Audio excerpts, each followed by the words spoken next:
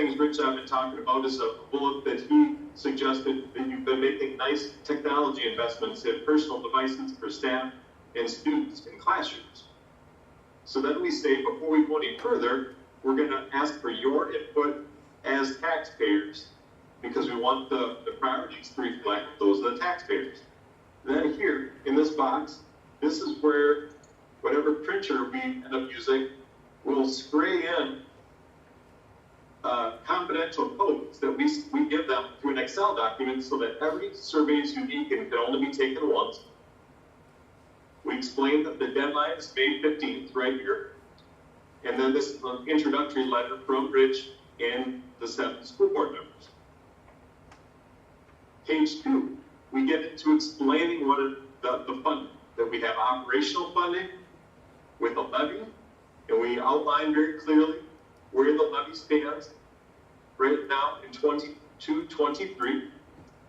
We do also clarify that there's referendums where you go to referendum for bonds as well.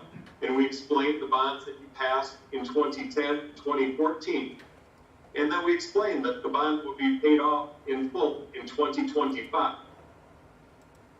Then we explain what are the factors that impact the funding, just to educate and explain. Our job is not to sell referendums. When I took this position, I had one of my fellow superintendents say, oh, you're going to go work for that company that sells referendums. Well, we don't sell. We educate about surveys, and then whatever the voters decide is based on the education we do. So we explain that the voters approved an operational levy of 12/21/28 currently that adds $850,000 to enhanced programs, and that this funding will expire in 24-25, so it'll need to be renewed for 25-26. Now, this is just draft language, but Rich and I were talking. We put a placeholder in here. Therefore, what we're proposing is a $1,300 per pupil operating levy for the next 10 years. And then we're very candid and clear on the market value of a home, what the annual net tax impact is, which this is the lowest I've seen on the 60 projects I've been working on since July 1st when I joined the company, because it's such a small increase over what your current levy is. And then we ask them, would you support renewing an operational levy of $1,300 for the next 10 years? And they have a choice, definitely yes, probably yes, undecided, probably no, definitely no. So once we close the survey on the 15th of May, I'll come back to you with a summary report of how all of your respondents responded to this question. And it's a one-question survey, really, in essence, just one question. Would you support the $1,300 per pupil or not? And that amount is something that Rich and I'll talk about later once he talks to you. Do you want to go less than that? Do you want to go more than that? That's where the board comes in, these big decisions that need to be made before this survey is sent out, because this is taking the temperature of your taxpayers before it goes to vote. Now, page 3, we do also ask their input and answers to other questions. We say, if voters do not support an operational levy, the district will need to make some cuts because that $850,000 that you're getting this year will go away. And we do ask them, where would you want to make cuts? Is it in class time? Is it in course offerings? Is it in your resource officer or the nursing service, or curriculum, transportation, extracurriculars, or in facilities maintenance? We'll compile that data for you too and tell you where their priorities are if this doesn't pass. So that'll be guidance for Rich and his business office as well, and you as a school board. And then we close out the survey with a page 4, where we ask them what their age is, where their primary residence is, what municipality they live in, whether they're an employee or not, whether they're a parent or not, and then if they're a parent, what school they attend. And while we're talking to them and having this dialogue and gathering information, we'll also ask them, how do you like to receive information from the school? Parents oftentimes have websites and email. The non-parents, non-staff, they tend to prefer a newsletter or the newspaper because they're not on your email link. They're just residents living in the area. And then at the end, we do ask overall satisfaction questions. Every survey we give for the the 900 districts we work for, we ask these standard questions. How is the district doing on delivering a high quality education, keeping the public informed, managing funds, building pride in the community, which I know is vast in Yellow Medicine. I've been to your school. I was there for a dance competition back in January, watching your dance team. I was also up at the state tournament watching your dancers get third place once again. They're much better than my hometown team, Lake City, I'm cheering for. And then we also, Rich asked to add this extra question in yellow. How's the district doing in improving and maintaining facilities? So these other four, I'll have comparison data and be able to tell you how Yellow Medicine ranks compared to hundreds and hundreds of other districts that have answered the same question. This fifth question, that will just be local data that'll guide your administration, school board's decision making. And then we close with a question, on a scale of 0 to 10, how likely would you recommend the district to a friend or family member? And typically, this question falls very much in line with referendum success. If they rate you in the 7, 8, 9, 10 range, would they really like you and would recommend you to a friend or family member? We have a very, very high correlation to those types of scores and referendums passing. So then we thank them for participating. And at some board meeting down the line, probably in June or whenever you're ready for me, I can give a summary report of the findings. And the public can come to that meeting and hear what were the results of that survey, because that sets the table for a potential vote. If the voters tell you they don't want this, then that means you've got more work to do as far as informing them about how urgent this is before you put this to a vote.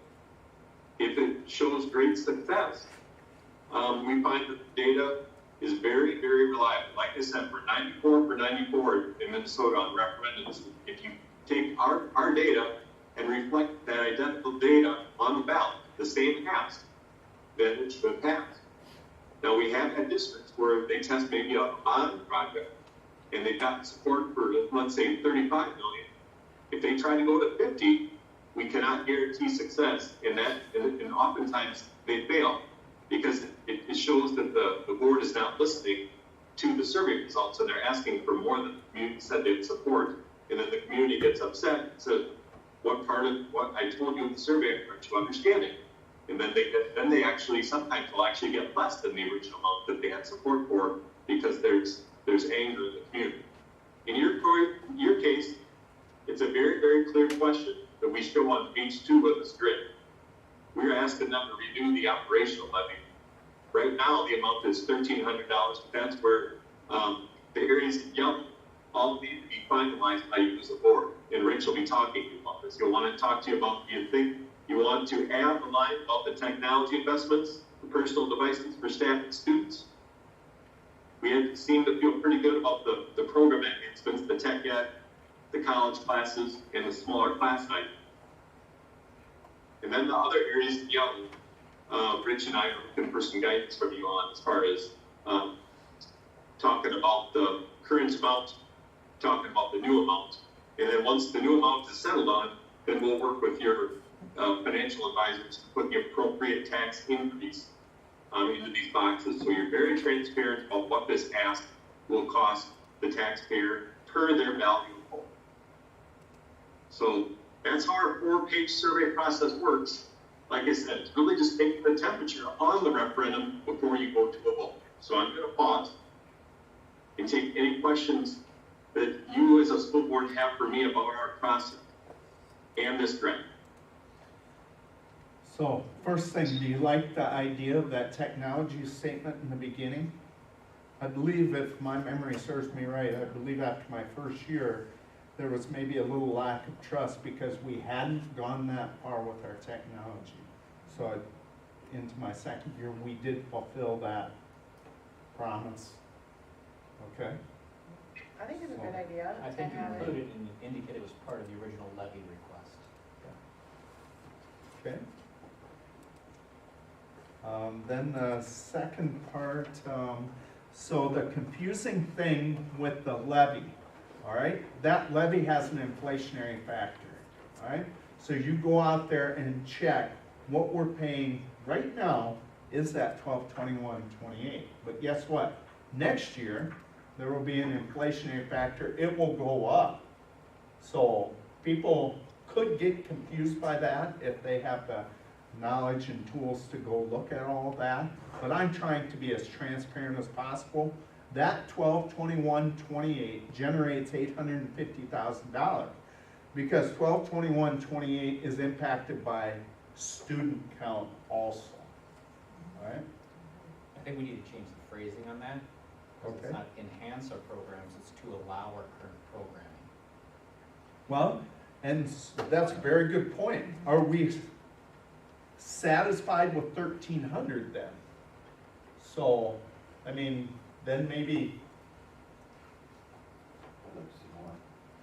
Right, so we kind of talked about that, and tying into what you just said, Matt, too, like, the bullet right under where you're typing, the next yellow, where it says we made cuts to balance our budget. I'm not sure that it's super clear, just reading it blindly, I'm not sure it's super clear that we're not asking for 1,300 on top of the 1,200, so I just wanted to be really, read it with that lens and make sure that we can see this, reading it going, Right, this is replacing Replacing that. and maybe even saying something like positions, putting staff reduction, sharing administration positions, they made districts. Something about if this is not approved, we will have to make substantial cuts. I know we say it again a little bit later in the document, but right there is right before you get into the tax stuff. yeah. I So like that, the, replace the current funding, that works. so the term that we will use is revoke and replace. So that means we'll revoke the 12/21/28, replace it with whatever you decide, that's 1,300, 1,400. Understand for every $100 we go up, we're gonna generate that times our per pupil, or our number of pupils. So just approximations, let's say that we have 700 students for right now. So we go up by 100, that's $70,000 additional revenue. But, We go down by 100, it's the opposite. correct, yep. But that's the advantage of going out for an amount per pupil, Right. is it kind of drives us to be responsible for the number of pupils we have. Instead of some people go out for a flat dollar amount, oftentimes used in bond referendum, 46.6 million versus a per pupil amount.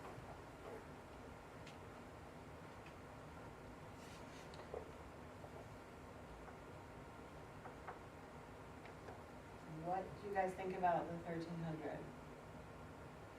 Now, is this something we need to talk right now, or do you want to use this time effectively to ask him any other questions? Okay, I think we let's, should talk later.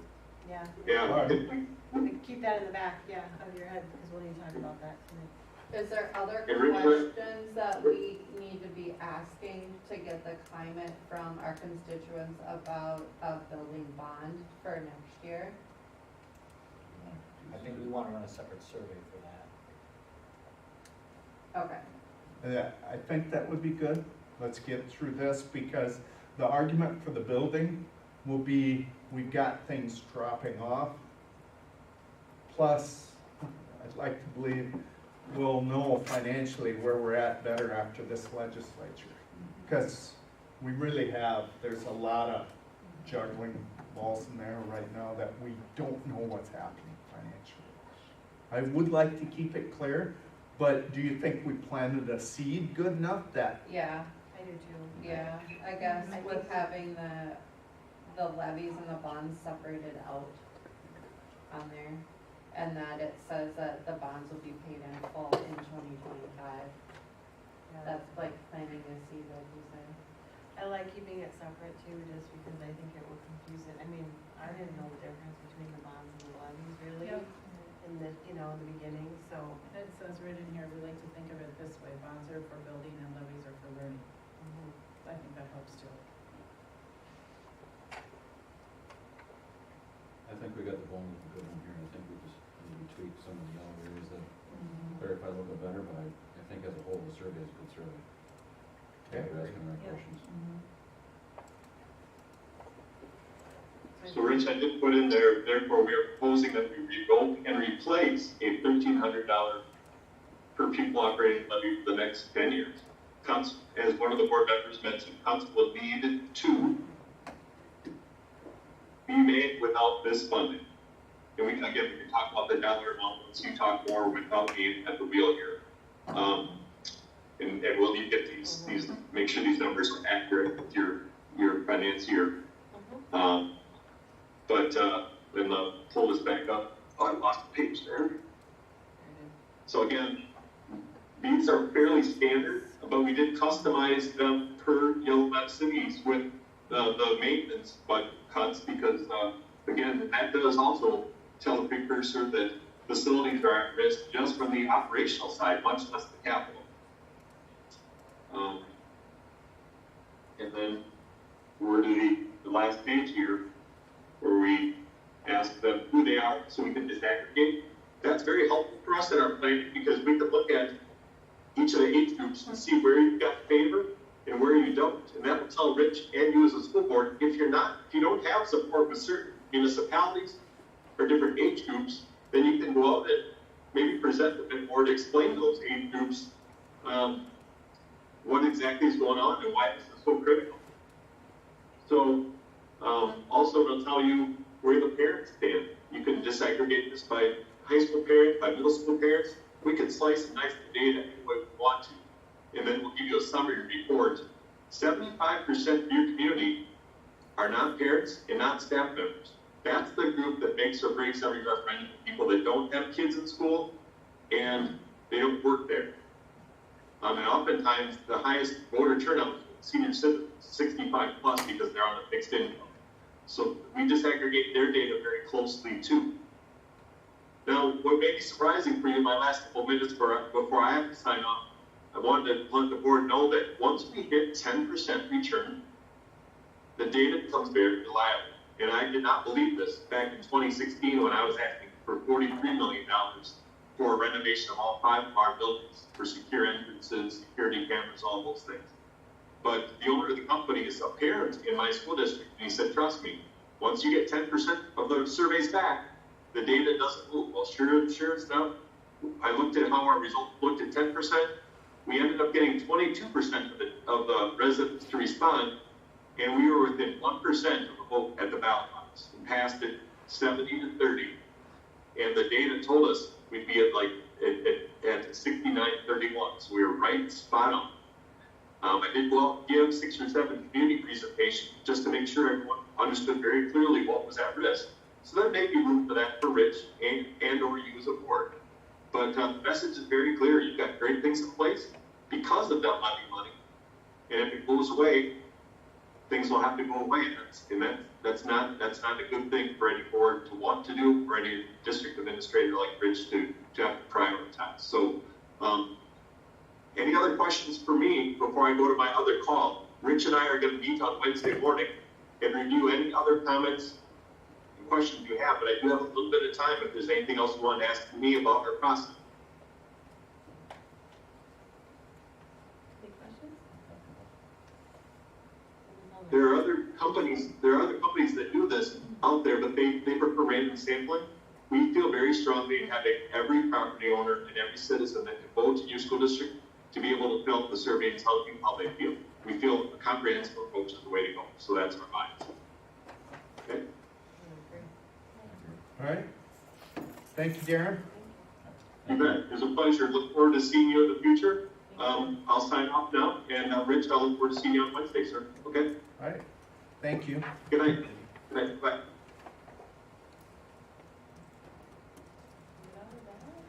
So let's talk a little bit about the amount. So if we're going to change that amount and how much that would be. And if we do want to increase it, remember 1,300 would sustain our current programming, the best of our ability.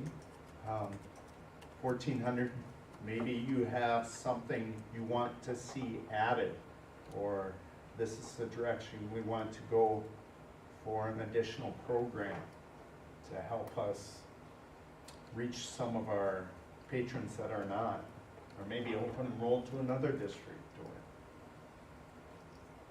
So if we stayed at 1,300, would we still be making cuts? Okay, so, not clear linear answer, all right? But it's- Because- we just talked about Yep, that. because if enrollment drops, Mm. even if we go for $1,400, that's always gonna happen. No matter what, we are living in an era where most schools are dropping in enrollment. So no matter what, our enrollment would drop to, is that what you're saying? It doesn't matter the number we drop to, kind of thing? If our enrollment drops, our funding drops. Okay, The no matter, way we've done this, because it's a per pupil basis. okay, got it, per pupil, yep. So we make Thank you. cuts to make Yes, that. per pupil. So then then if we add a program, if we deem that to be more important, what's it more important than? Is it more important than an SRO? Is it more important than a school nurse? Is it more important than I'm sorry, I gotta pick some things here to talk about. A third section of kindergarten. Is it more important than having a full-time superintendent? Those are all things that we have to decide upon.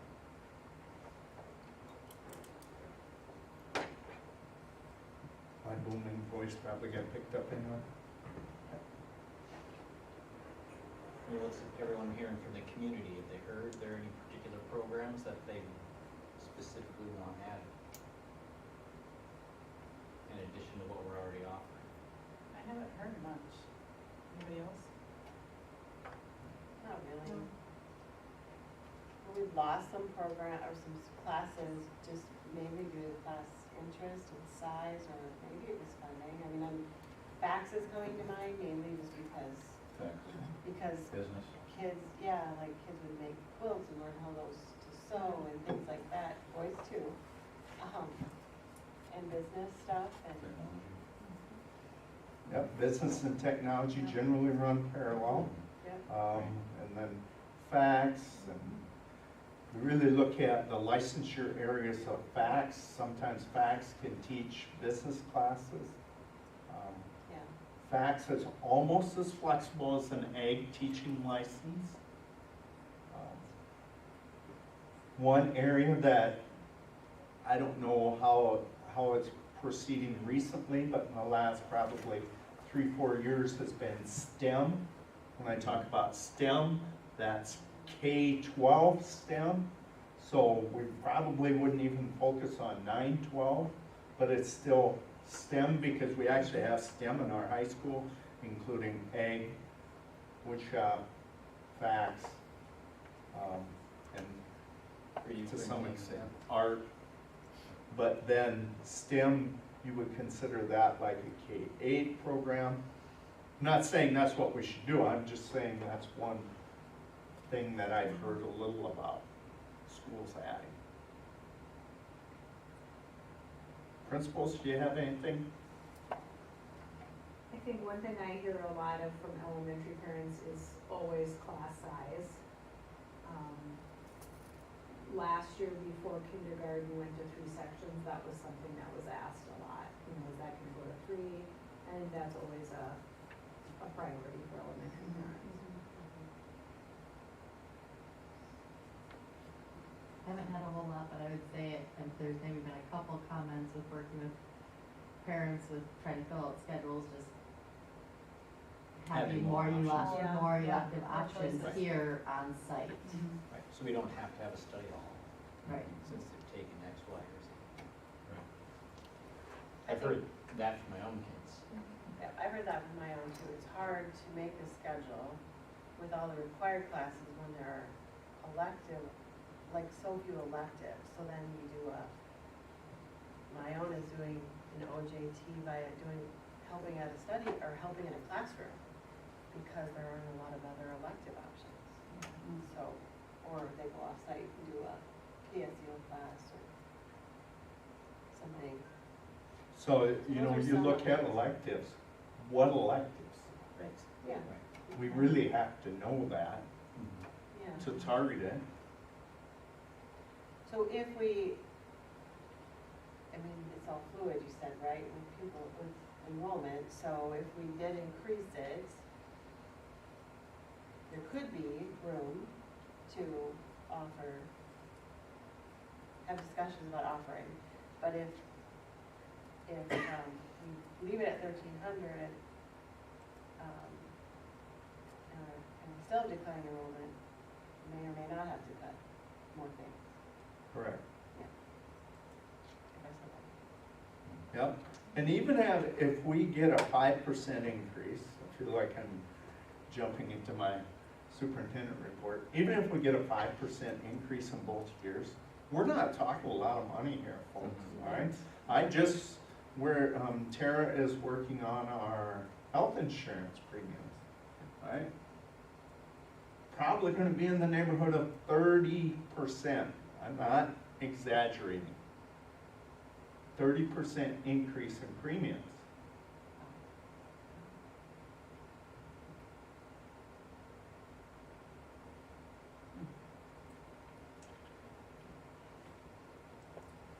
I mean, if we went to 1,500 per pupil, that's $200 more per pupil. That's not a big increase in that dollar amount that we're seeing on that thing. But what does that look at getting us for funding? Is that 200,000? Is that 2 positions?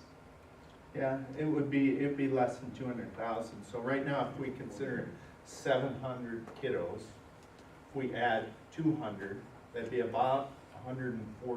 It's not going to be 140, but could be. That could get us to, yeah, probably 2 staff members, isn't it? I mean, because the cost of all the benefits has gone up. 70,000 per pupil or per staff member used to be the number we use, 65 to 70,000. So that would probably be a pretty young new teacher with their benefits. So the net text impact we're looking at is the increase from the current amount, right? Correct. So if you said you wanted to go out to 1,400, I would have Baker Tilly redo those amounts. And it might not say annually now, I might break it down monthly to show this is your monthly impact based upon your monthly paycheck. Because you look at that, that's annually, $2.11 annually. I didn't want to put it in monthly because that'd be like 40 cents, 35 cents per month. I mean, that's one thing we'd want to highlight there is this is an annual cost, if that's where we go, right? Make it bold, Okay. it stands out, right? But I mean, even 1,500, I mean, at 1,300, you're $2.11 annually per 100,000. Well, think about the Yeah. audiences you talk to. Right. Where are they at? Would they support an increase in that?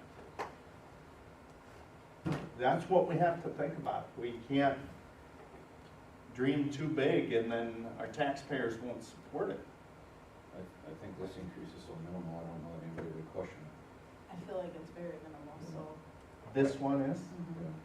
but, And as long as. so do very we want clear that we're- 1,400? Do we want 1,500? Whatever we put on this survey, I'm gonna hold you to. That's what we're putting down in August. Is there a way- Because I'm gonna be out there selling. Can we get that math before we decide? Yeah, you sure can. Okay. think I I'd- will do I'd that like to- right away. I'd like to see the math Different from, brackets. from here, every $100 up to 2,000. Okay. Including 2,000. Right, up through 2,000. Okay.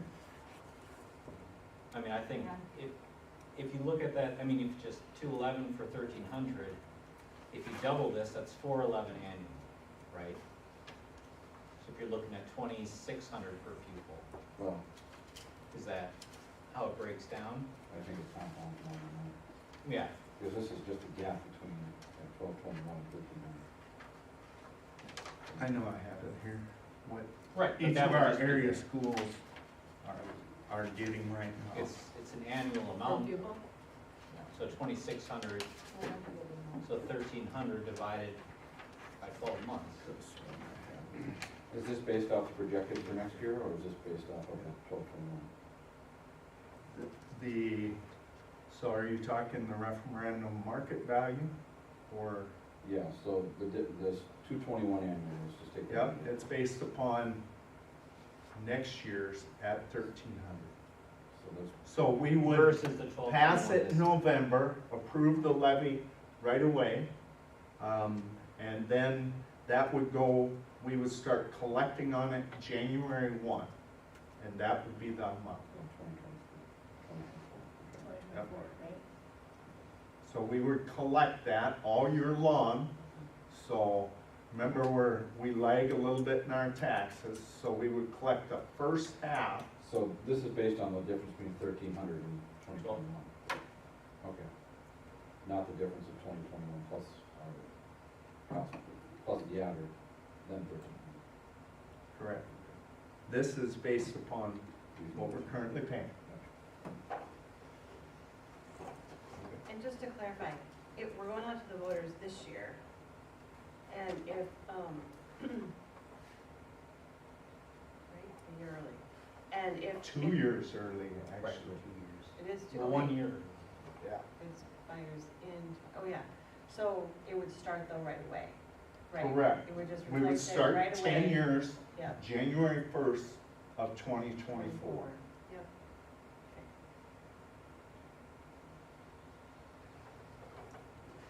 So a year. And if we don't pass it, then the next year we could try again, Right. Correct. at a reduced Well, we Yep. don't, But we will be dropping off some of our bonds, Right. yeah. so I'll have even less impact then. Yeah. But then we'll lose that opportunity to catch that if we want to do anything in terms of capital projects. Right. Or it's twice as hard because it's an election year and we would be going for bond and levy at the same time. Right, and we'd like to avoid that, and it Right. gets very confusing, the whole bonds, buildings, levy, learning. So this is a levy, we're just trying to keep our doors open and offer what we offer, keep class sizes small, And not cut programs. not cut programming, and we're really just questioning, because it's really only increasing barely a penny, really, what? This is just to $700? maintain our current status quo, basically. right? Yeah, which is really tight, so. Yeah, I want to say that McCray is 1,600 per pupil, RCW is 1,500 per pupil. Higher. Yeah. Higher than their There's pupil. 3 of our neighboring districts that are higher than us right now. Yeah, For operating? Yes. which helps them off with programming and. Yeah. What's amazing is McCray did that, and they built a new school. At 1,600 per No. pupil? That's a separate, Separate bond. but it goes on different properties, remember? So bond, quiz later, everybody ready?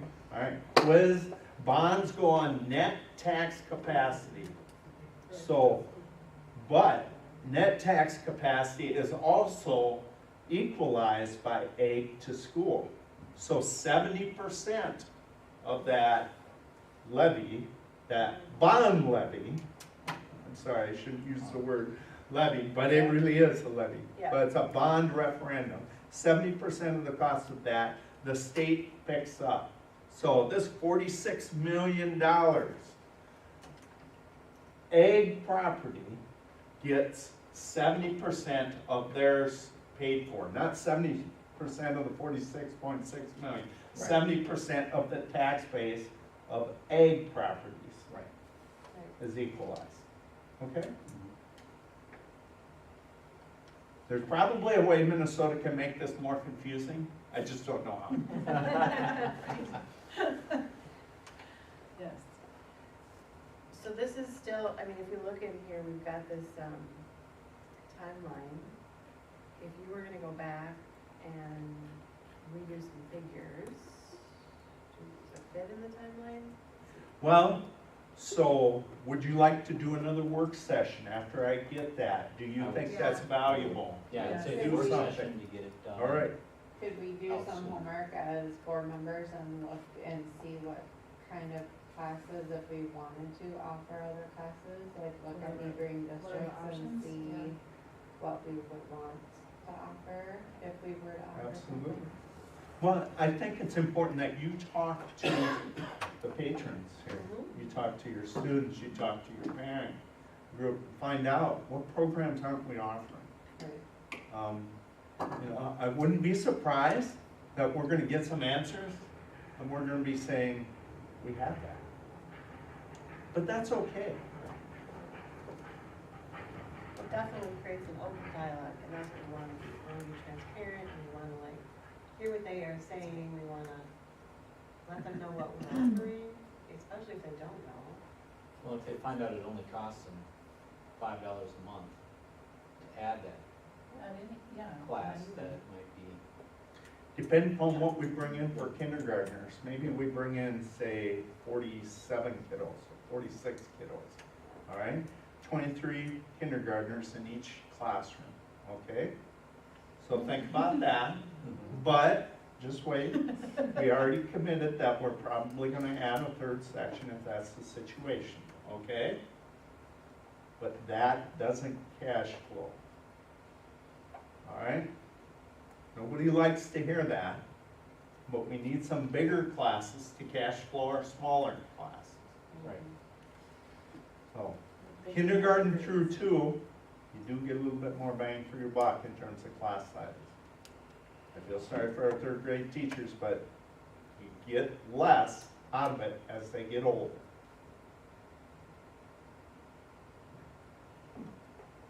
All right? And I think one thing we need to make clear when we're selling this is that if we have to cut teachers, class sizes don't go from 20 or 25 to 30.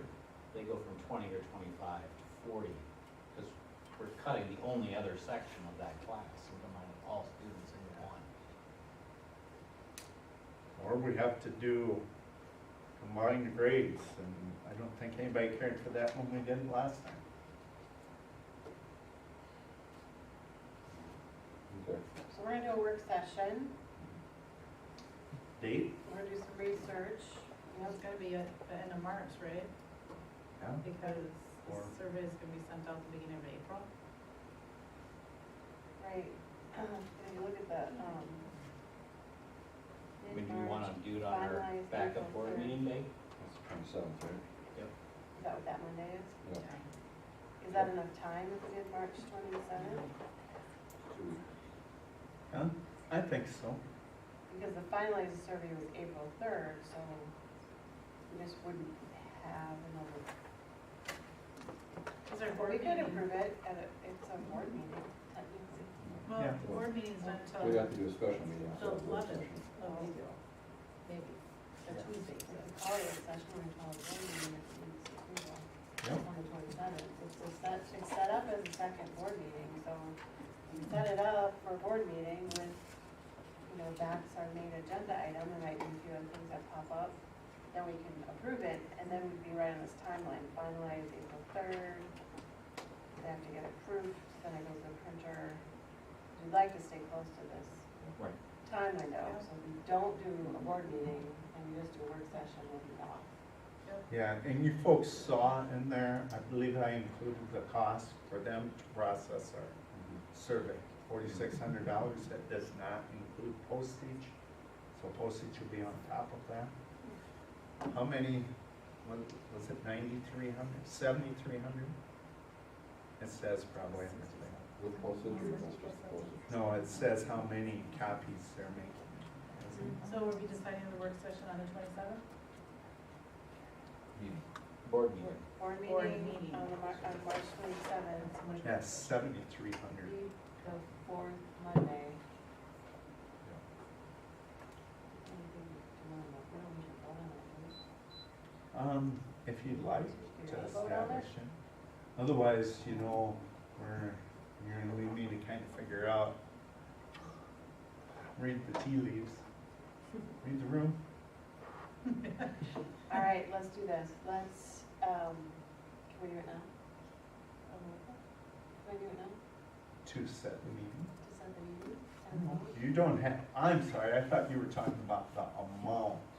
No, Oh, okay. about, we need a board need a board motion meeting. just to say we're gonna have our fourth, our second. one. Sure, we'd be safe by doing it. I don't know.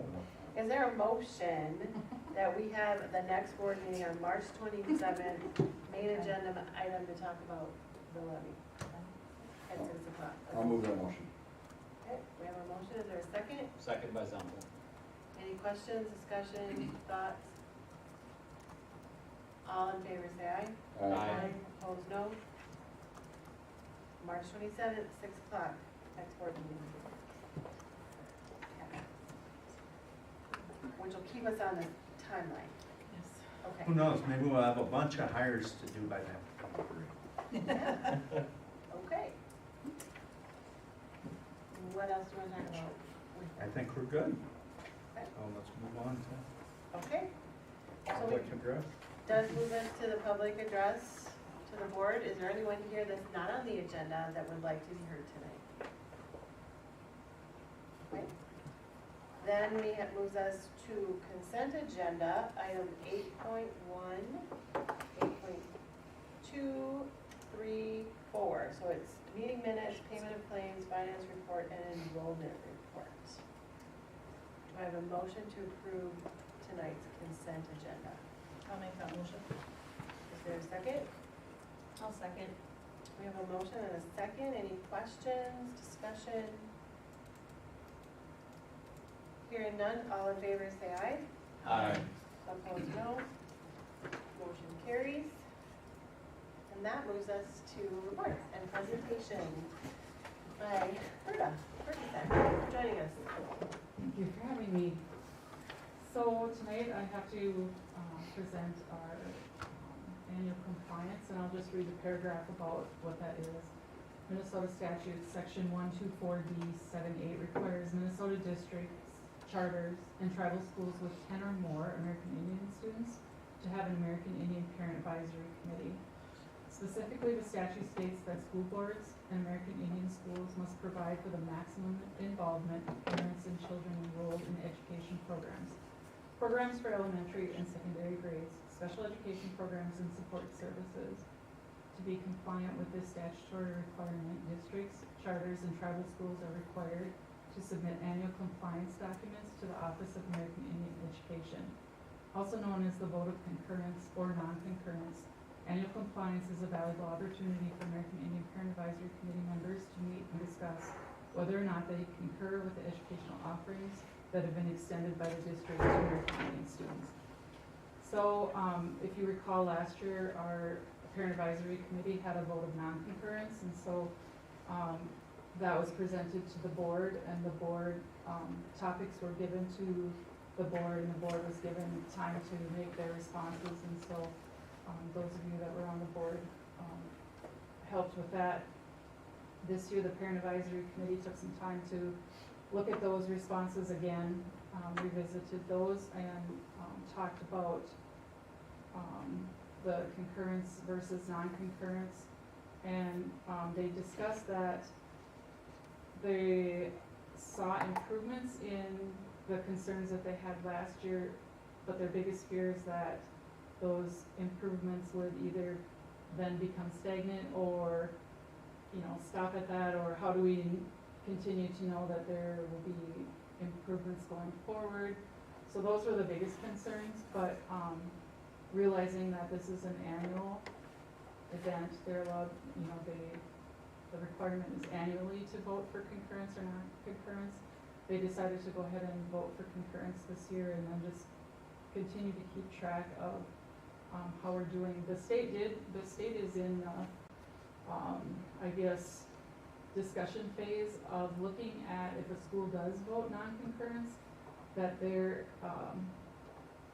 education aid be tied, all the goals be tied to what the Parent Advisory Committee, what their concerns about or why they voted non-concurrence. And so they're looking at putting those two documents together so that there would be it would be able to measure. So if the aid application matched the non-concurrence, then it would be much easier to see growth or improvement or be able to measure. And then the parent advisory committee would be able to better see if there was indeed improvement or if there still needed to be a vote of non-concurrence.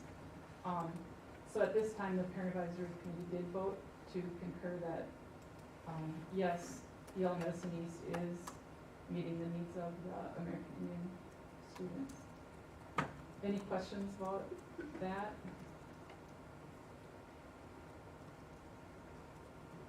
I wanted to just comment, so what I'm hearing, because I was unfortunately missed the last meeting, but I know Mhm. Mr. Zumpa went. Mm-hmm. So really, that the efforts that we are doing, are being acknowledged, yet the fear is that they won't continue moving in a forward direction or become like stagnant. Correct. Right, so they want to continue because they like the direction that we're moving. Correct. Right. They like the things that we're doing, Yeah. they'd like to see them continue. And then we talked about some things that they'd like to see, and then looking at things like how is it measurable? How would you identify to be measurable? And bring those concerns forward and looking for solutions to meet those needs.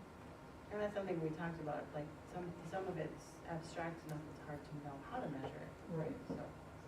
Yeah, because in the responses, words like encourage, explore, you know, we will continue to explore this, or we will continue to encourage this.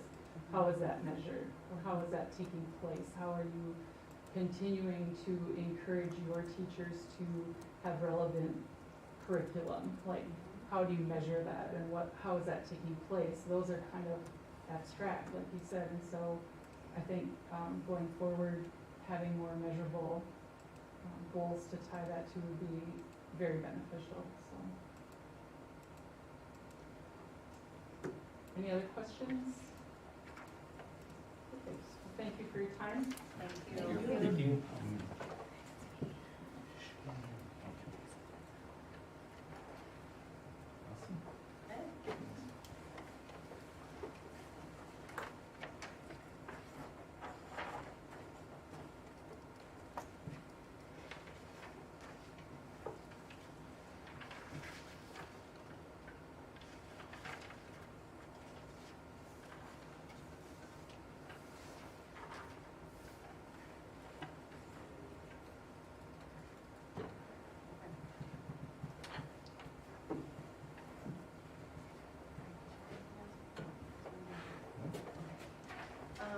Thank you. Ms. Hanson is next up. Thank you for jumping up.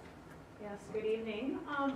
In looking at my report, a couple things I wanted to touch base on was our fourth graders recently participated in Egg in the Classroom. And ours occurred, it was a 2-day process, March 7th and March 8th. And some of you may already know this, but my office specifically, Nicole Kotak, helps coordinate all of that with that day with all of the schools and works directly with the individuals that organized that day. Schools that attended were Burt Rainey, Stevens Elementary from Dawson.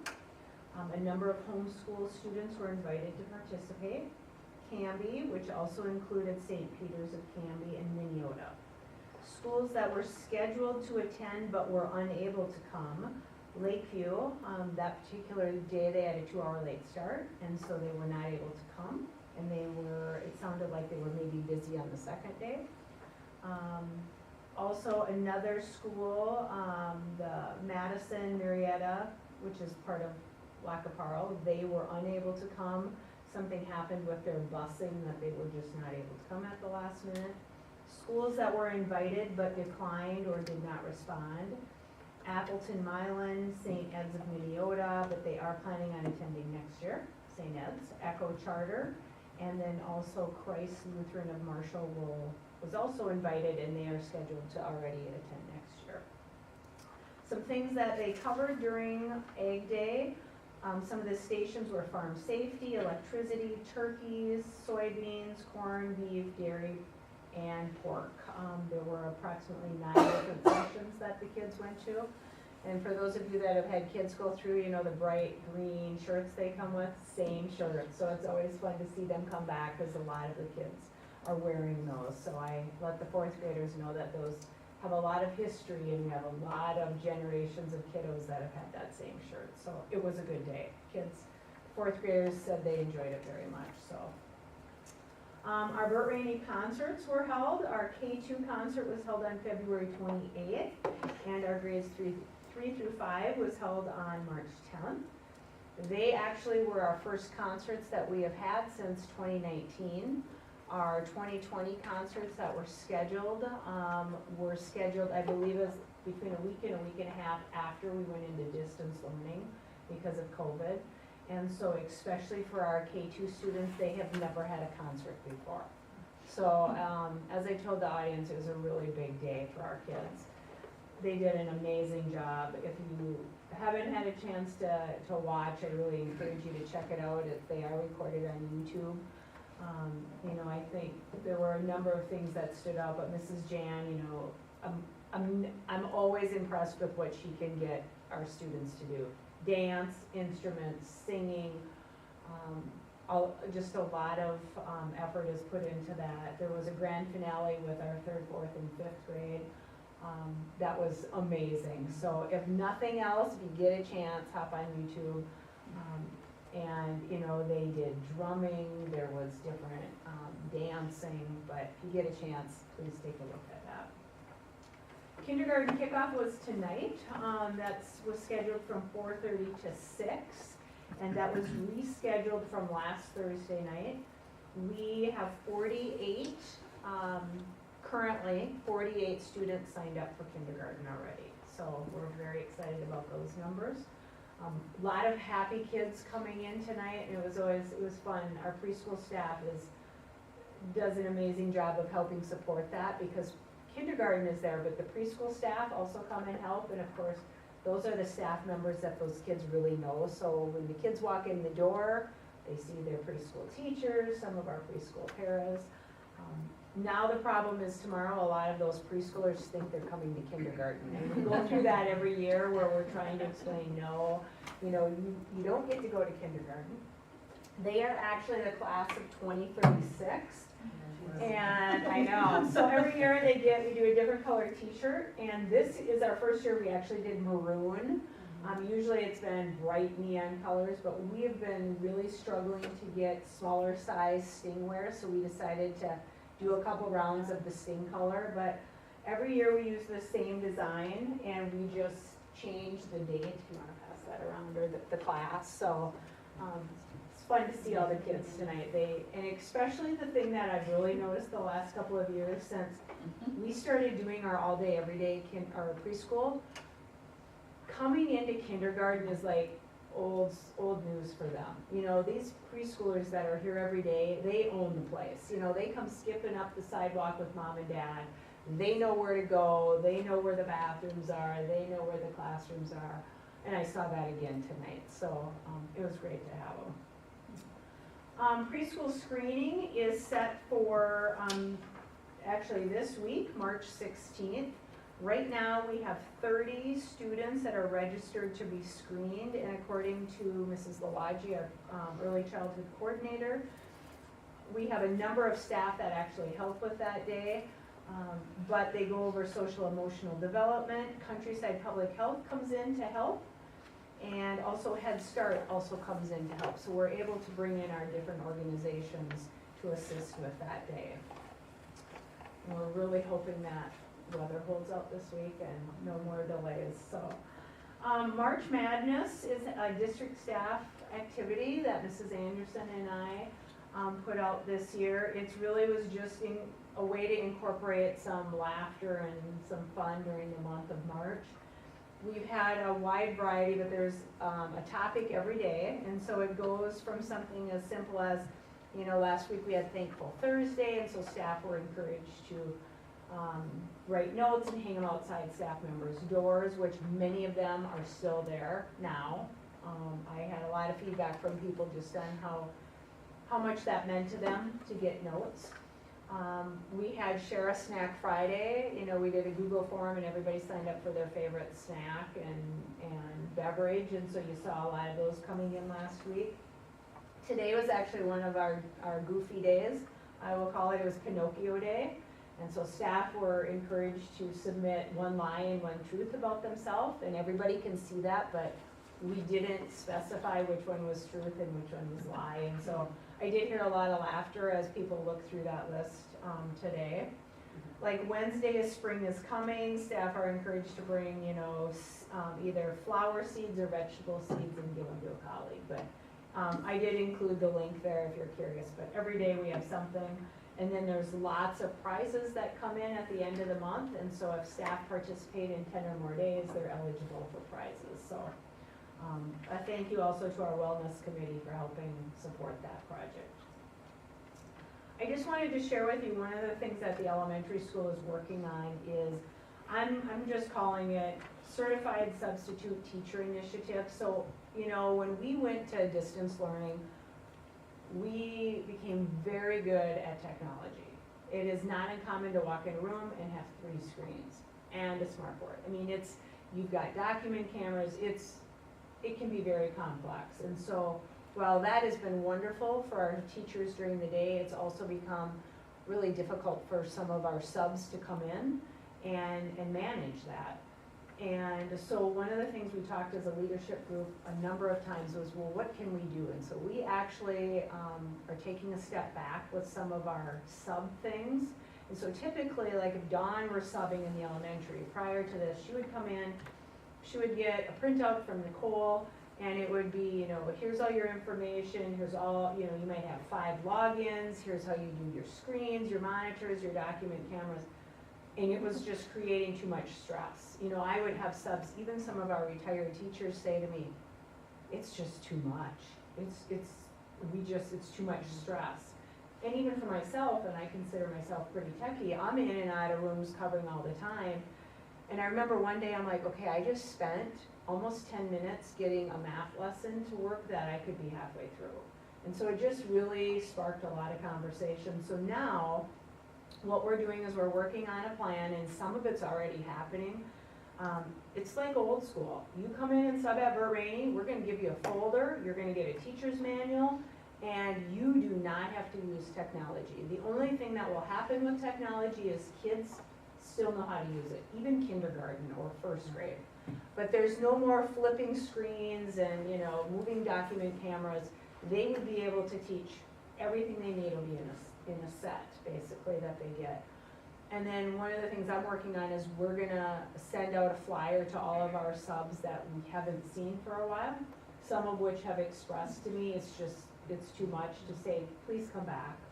I happened to run into one last weekend at a restaurant, and I haven't seen her in a while, and I was telling her about this, you know, and she's like, really? And so I could see the wheels turning, but we are hopeful that we'll get some positive feedback from that, and then in a couple months we'll reevaluate, but that is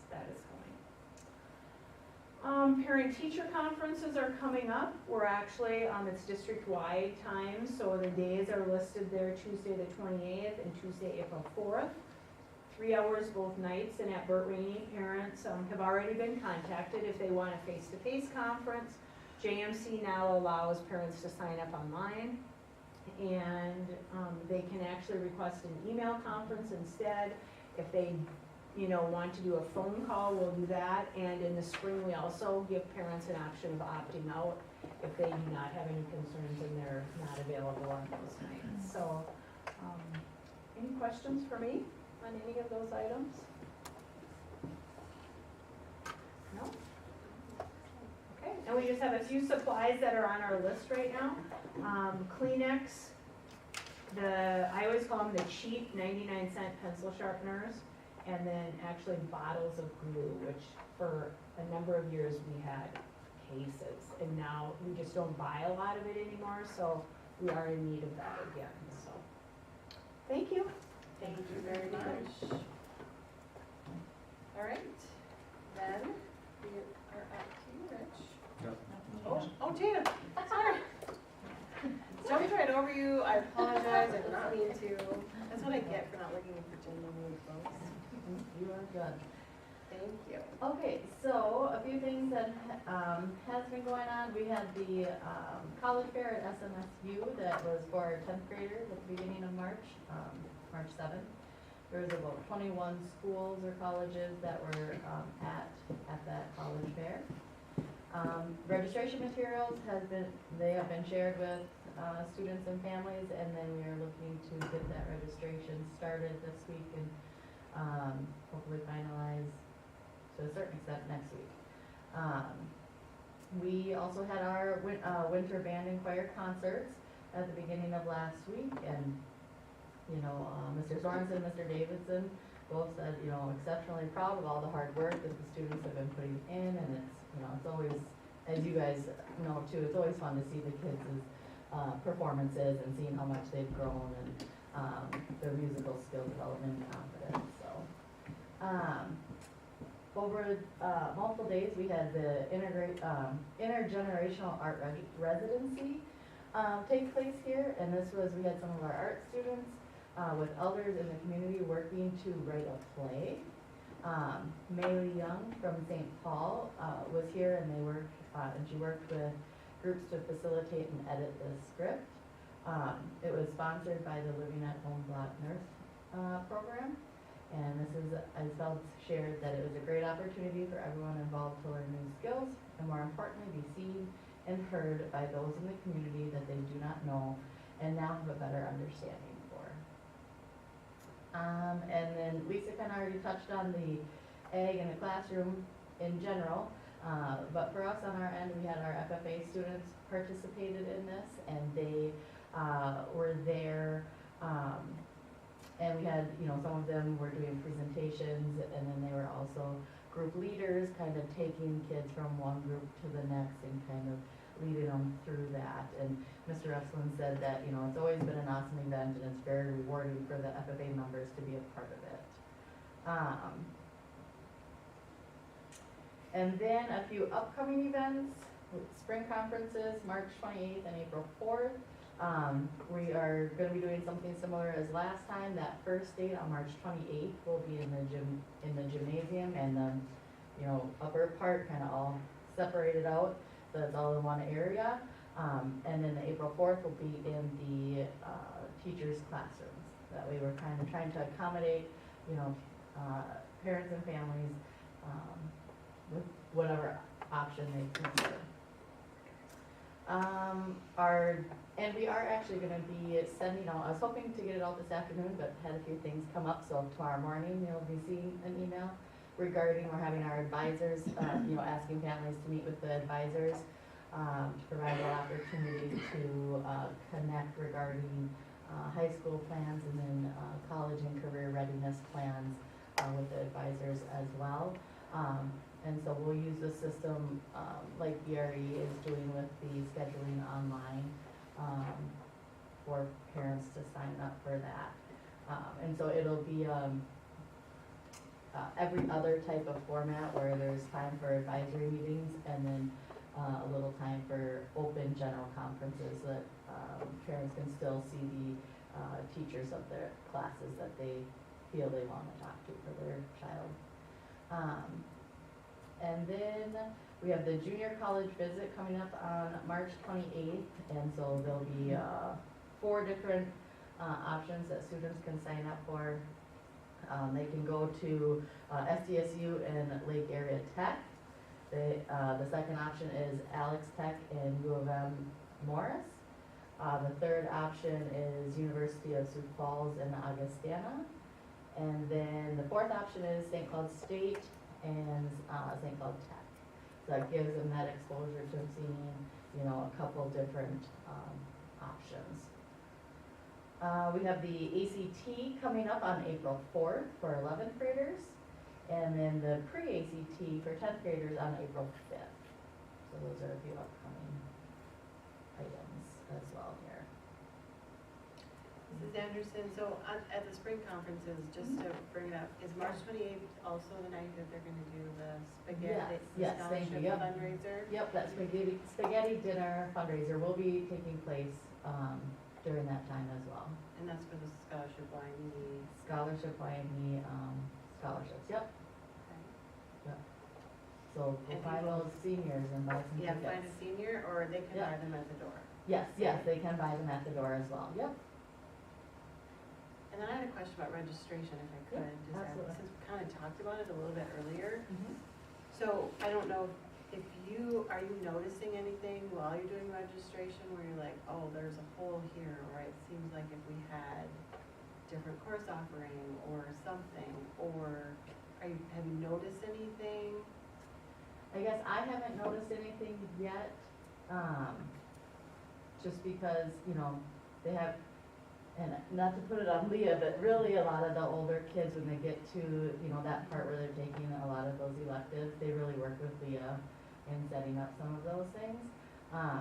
So as of right now, I have not had that direct, So maybe, communication, I guess. maybe if I could be so bold to speak for the board, I think it would be helpful, since we are having a board meeting on March 27th, to kind of talk about all of this in general. So if any staff notices something, or Leah, if you see something, or Mrs. Anderson, shoot us some ideas, get them to I mean, we could even do, you know, we could have an advisory class, have the kids share if there's something that they're Yeah, interested they do in, that too. Yeah. that we don't offer, that we could look into if that opportunity was available. Other thoughts or questions for Anderson about any of that, or? Well, the student and staff survey, brief one before we have our next board meeting. Yeah. That would be great information. Right. Right. It doesn't even have to be really formal, it can just be Right. don't overwhelm anybody, just, and then pile it on Rich, that'd be all right. Everyone sends them one email with something Yep. like. As long as I don't ask if we're gonna get out early or start from school. We're gonna get those minutes back. I did get a thank you this morning by the way, Rich, for the extra 2 Really? hours of sleep, yeah. Oh, Wow. good. Well, not living in town, that extra 2 hours helped Get you here. Get you here. Yeah. All right, anything All else? right, any other questions, Ms. Anderson? All Thank right, you very much. you. Thank you. All right. Mr. Snyder. Okay, just a little update on our vacancies. So we're still advertising for our elementary teacher. We're advertising for a middle school, high school science teacher with a specialty area of physics. We're seeking 2 special ed teachers, and we're seeking a full-time ELL teacher. We have some interest in our elementary teacher, and that's it. So I went to a conference last week with superintendents, very common problem. Tara and I don't know, we probably talk about it an hour a day, trying to figure out ways to try and lure people. It's challenging, right? Then, you folks probably word has gotten out, but Nicole Johnson, our MVCC Special Education Director, has submitted a letter of resignation. And so we will begin that process immediately. I've started the job posting. So Karen Jacobson and I will get that out and start advertising probably tomorrow, right away, as soon as we can connect with each other on the phone. We'll get that started. Last time we had 7 applicants, which I was impressed with. Not a lot of experience usually. It is a challenging job. Nicole probably would attest the learning curve is pretty steep, but she did a fantastic job. She left us with tough shoes to fill, rather big shoes to fill, I guess. All right? Questions about that position especially?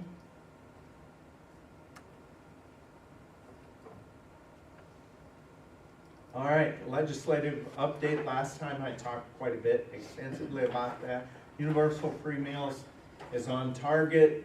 There is 0 reason to believe that's not happening, okay? I just think it's a matter of time until that gets signed and comes forward, so. I gave you a summary, I attached a link to the K-12 summary. That's a different consultant, you'll notice I kind of shared different ones with you. And so this is a little bit different approach to it. This one comes from the superintendent's organization, actually school administrators organization. I did also attach the House and Senate omnibus education policy bills. You'll notice that they are very, very, very similar. So it looks like a lot of that could end up on the governor's desk. I don't want to go too far into it, but again, I'll reiterate, those are the 6 areas.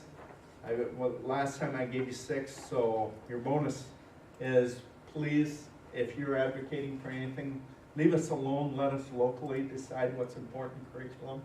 Obviously, I think personal finance and Holocaust and genocide education, ethnic studies and civics are very important, but adding another course to our already full plate won't solve the problem. I will be attending a lobbying event later this week and actually do have an appointment to meet with some local senators. On Wednesday night we have lunch with them. We try and be fairly polite to them in that time, but the next day we are a little bit more forceful. So hope to do some direct lobbying. We talked about our survey, so we'll get that set up for the 27th. I've got an email already going to him. So, and before I forget, Merved is tomorrow night, right? Super. Right? That's all I have. Okay, what questions does anyone have for Mr. Schneider?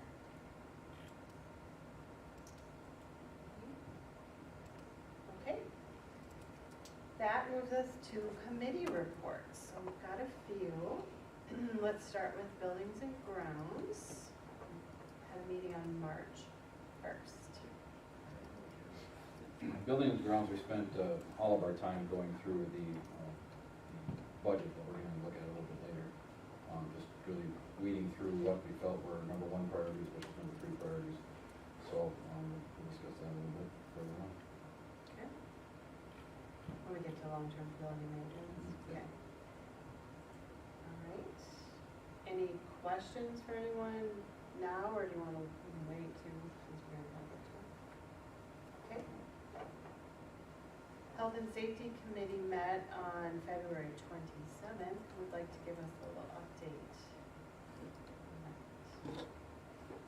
That's probably me because there's no board members on that. So we went through that. We kind of talked a little bit about some of our upgrades. I wanted to highlight that with them.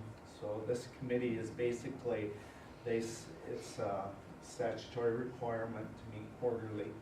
And so one of the things we talked about, DORA 16, you folks, I think we've talked about it before.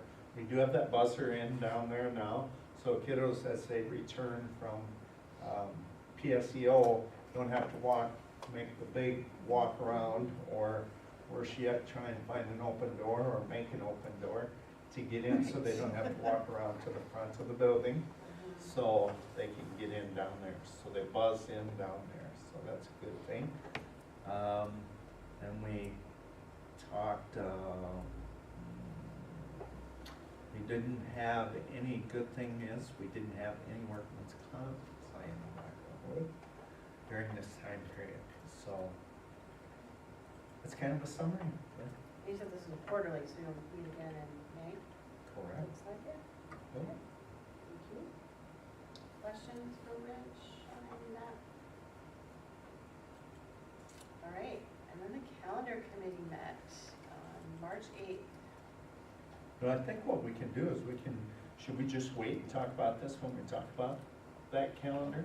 Maybe we have a discussion. Since we have it as a discussion, it makes sense, Yeah. right? Okay, I mean, other than that, it's pretty standard. sure, let's do that. All right, so that leads us to new business. We've got some personnel items.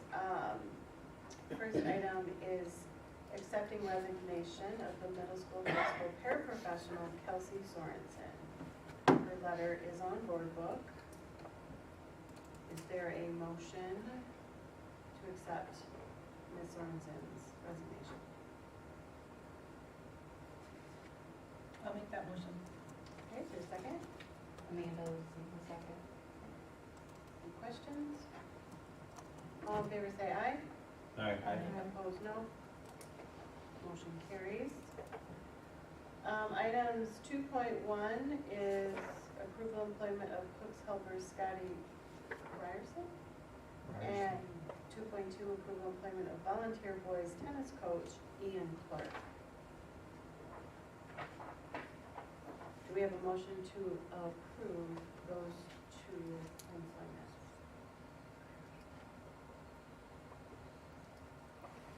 Amanda Lucy will make that. Is there a second? I'll second. Any questions? All in favor signify by saying aye. Aye. Opposed, no. Motion is carried. Then, we also have approval of achievement and integration program plan and fiscal year 24 budget, and we have the school year. Yeah, so, you guys got all the plans sent to you, so it's a 3-year plan. So it starts in July and ends in 2016 or June, or 2026, sorry. And this was a little bit different from the past plan, so we had to get, Indian Parents Advisory Committee signature on. And so, I have always attended those meetings, but, so it was a really natural transition. They asked if we could go to the Upper Sioux Committee, which we did, the trustees. We sought their input. We came out with kind of what we had from the past and really just said, where do you see us going? What would you like to see for your students? So Achievement Integration, we received the funds because we are a racially isolated district in the area compared to our neighboring schools. We have 20% or more students of color. The state refers to them as the protected class students, and then you have goals under each. You have goals around integration, achievement, and teacher equity. And so we went out to the Upper Sioux board and just really asked, Berta and I went out and asked, what do you need for your students? And so they guided us with a few things, and then they asked us to come back as well with the plan that was updated, so we did that as well. The first goal that's in front of you, so I can kind of lay it out quickly, the first goal that's in front of you is the goal that we share with all of our districts. So YMIC, there's 7 of us total. You see that on the first page. RCW is new to being racially isolated. They go back and forth, but they are now racially isolated. I did have a call with Doug Froke, who's their superintendent, and he asked if this means that we can stay a part of YMIC, which we said yes. We still want them to be a partner with us. Really all it means is that they can do an event without us. So anytime someone needs to do an event, like we went to the sophomore college trip, they need to go with us as a school. And so they technically could go on an event on their own with another school district. It takes lots of coordination and effort around organizing all these. There's like 12 to 15 of them in a year. So currently right now I'm the staff that does that for all 7 of the schools. So I don't see the change in that, but you never know for the future. But the first goal is the one that we shared together, so I met also with all the superintendents. We call it the YMIC Collaborative Council. And this is just a goal around students earning college credit and CTE experience. So the more experiences or classes you have, your sophomore, junior, senior year, even 9th grade year, the more likely you might know what you want to do after high school. So that's a goal that we have, and then we just pulled out underneath it specific to our population to make sure that there's not a gap. So we just wanted to make sure measuring that data. So it says we establish our baseline in the first year because we've never actually looked, and then moving forward we'll make sure that the gap doesn't exist. This plan is editable, so we can continue to change it. If we're way off and we're actually way closer than 75%, we can definitely change that for the future. So that would be our integration goal, and again, that's the one shared with all of us as YMIC. We thought it made sense, if we're gonna collaborate, that we should share a goal together. Under each goal is required a strategy. Under this goal, we have 6 strategies. So basically, if it's in your plan, you can spend money on it, in your budget. That's the simplest way it's been explained to me, but you can put it, you cannot have it in your budget and not in your plan. So anything that we pay for, you guys got the budget as well, so we have around $99,000 that we spend. It's a little less than last year. I think last year was 103, I believe-ish. So we're going down due to number of students enrolled, to be honest. It's a formula that's number of students enrolled plus our protected class has a weight in it as well. And so it's those two numbers together, and the state created a formula to give us the funds that we receive. So you can see the things that we work hard on to achieve that goal. So we have the MRV CTEC, that's our technical education collaborative that we do with other area districts. That's where students, if maybe traditionally they don't qualify for PSEO, there's other opportunities for them to access college. So welding, CNA, healthcare, and that one is always looking to add other options. It's just really dependent on if we can find a professor. Another strategy we worked really hard on this year is we created an Intro to Indigenous Nations class. So that's in our building.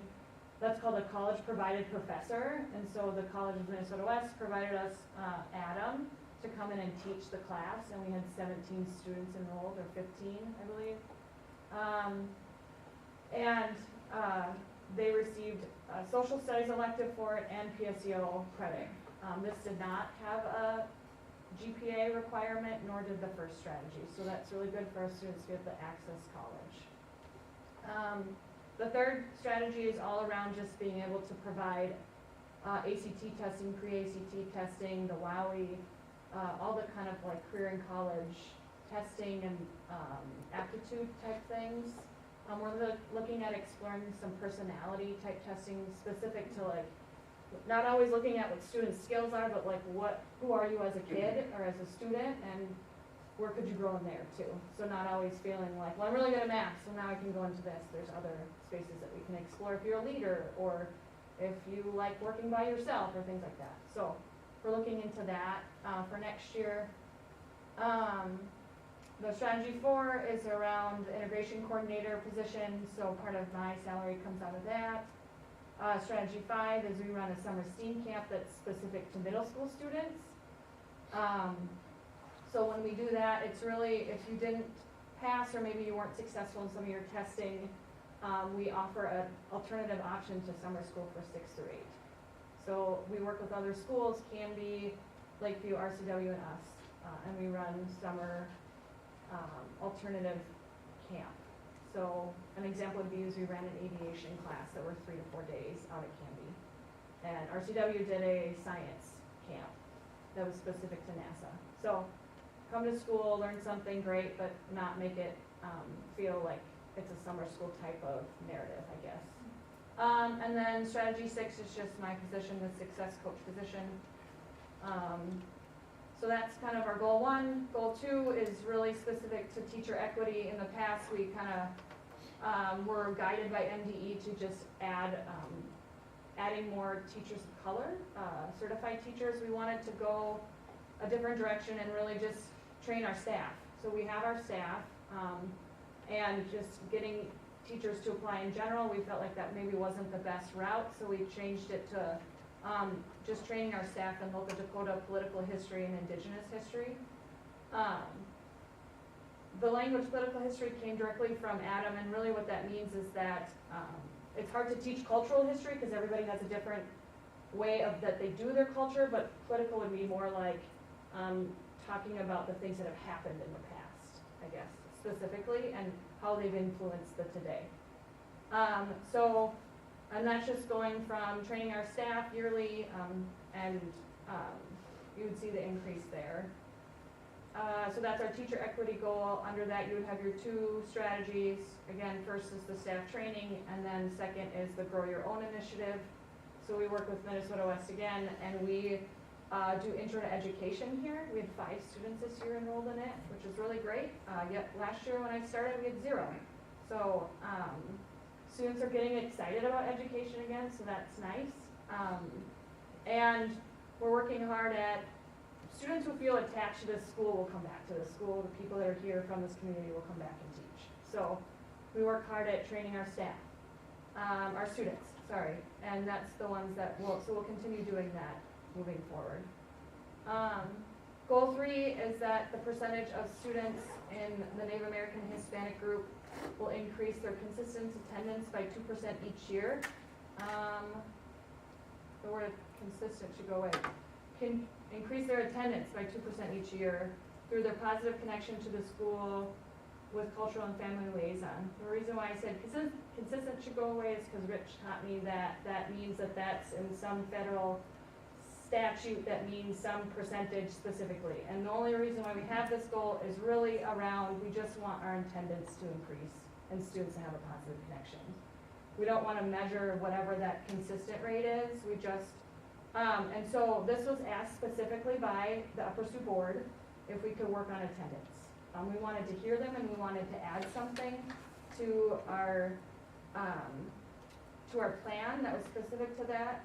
We spoke to both building administrators and they really supported us adding a position around, and whether that would be a part-time position in each building or one full-time position that's shared, we don't know. It would play out based off of administration and how you guys would approve it, but it would be someone specifically that would leave the building, almost like a wraparound coordinator to support students in getting to school and whatever that barrier is. So we do a lot of interventions at the school, whether it's a phone call or an email or a text message, but maybe there's something different that's going on that could be more supportive and outside of the building. So that was asked. It's just a different type of intervention, and so was supported all the way through the whole process. And then the other strategy that we're looking at is just, we've always had an academic intervention specialist, but the add-on would just be the books that are in the schools, and that might not, it won't be specifically attached to this position, but the books that are in the schools will reserve some funds within Achievement Integration that have representation and are in their home language. So when they hear the book in the classroom, they could go with whoever they're working with and also have it in Spanish or see themselves in the book. So we'll hope to reserve funds every year for books available. So that's kind of a really fast breakdown of Achievement Integration. Just know that there's a lot of input from lots of different folks going into this plan. We meet with the Collaborative Council 3 times, I believe, so that's all of the superintendents. You can see the list of who has had input on the plan. So the Multi-Collaborative Council had met, and then the PAC collaboration as well. The Board of Trustees had said if the PAC supports it, we support them. So they were very supportive of them, saying that we want them to be on board. And you do see that there's a signature, so that was signed off by them last week. With the removal of word consistent from goal 3. Yeah, I don't know why, I did delete it, and then the one I attached. Well, for some maybe reason. updated, but I don't, it could be. it is changed in my version, but. So just to get the quote from MDE, who submitted this to the U.S. Department of Education, for the purposes of the Minnesota Department of Education, a student will be considered consistently attending school if they attend more than 90% of school days. At a certain time. And it doesn't matter if it's sick or what the reason is. Vacation and sick, doesn't matter. It's 90%. So getting rid of the word consistent is better. Well, it allows them to come up with their Yeah, own right. There's a time measurement. to that. that's consistent. But their definition of consistent, they're not using the word consistent. Yeah, and you can see, like, we have KIP goals under each strategy. Each strategy is required a goal, like a SMART goal. And so we just want to increase the percentage of students attending each year through a positive connection. And so we're going to ask students, so we're just going to look, and whether it's our RAR data or wherever, our unexcused data from the office, if it's changing through this staff member's connection to those students.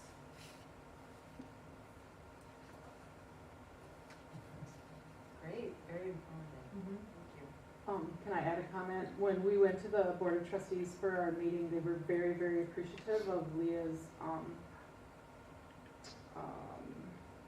of her seeking input,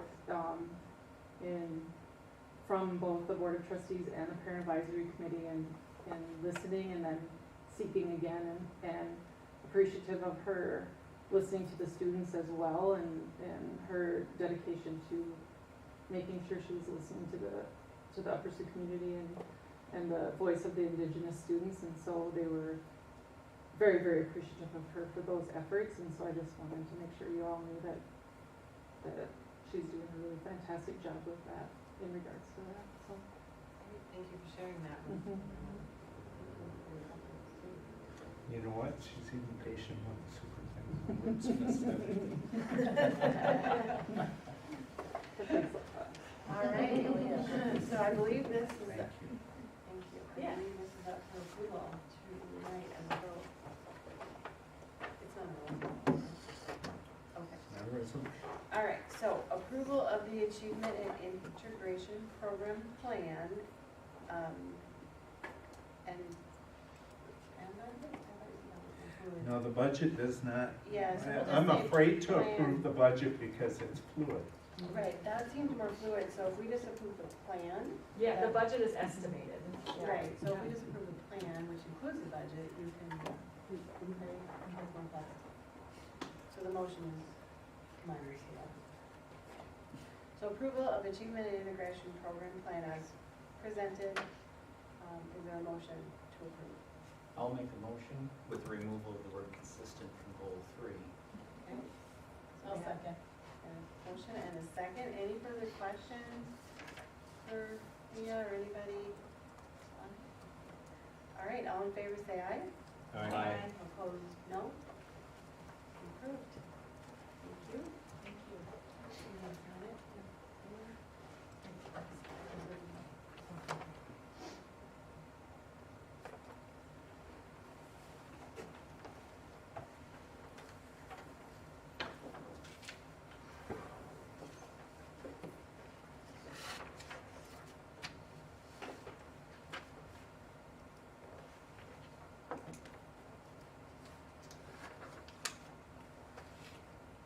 These signatures right away, otherwise we're chasing Marvin. Thank you. Thank you very much. Okay, now that leaves us to talk about, well, before we do, we talk about the capital outlay and the LTFM budget.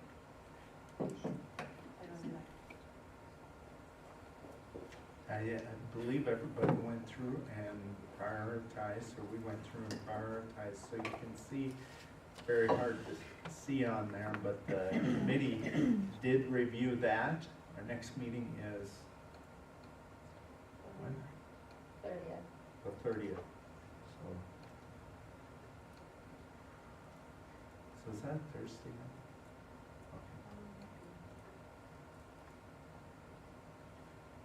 So maybe a little explanation on how we set the priority levels that we set them at.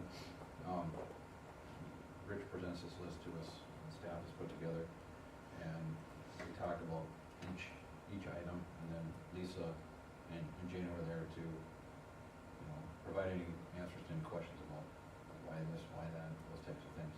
So after having all of those conversations, we grouped it, place it 1, 2, 3, or 4 on the priority level. So keeping in mind the dollars we have available to try to fit most of those, as many concerns as we can with the money we have. So that's the list that you see in front of you is the result of that discussion. So correct me if I'm wrong, too. I don't want to speak for the committee, but we talked too about the possibility of overspending some of these funds. So a budget is designed, or the way the financial system works is, we're gonna take things out of certain pots. Even though we may have to borrow from another pot to get that, we don't want to code it for the other pot. We want to make sure there is demand created for things such as capital outlay and LTFM, because these reports roll directly up to MDE and thereby the legislature. So does that make sense to everybody? So we may be overspending some of those accounts. Eventually, we'll want to make our best effort to get it back to black, but we'll be borrowing against, say, the general fund to fund capital outlay. Does that make sense, right, Mary?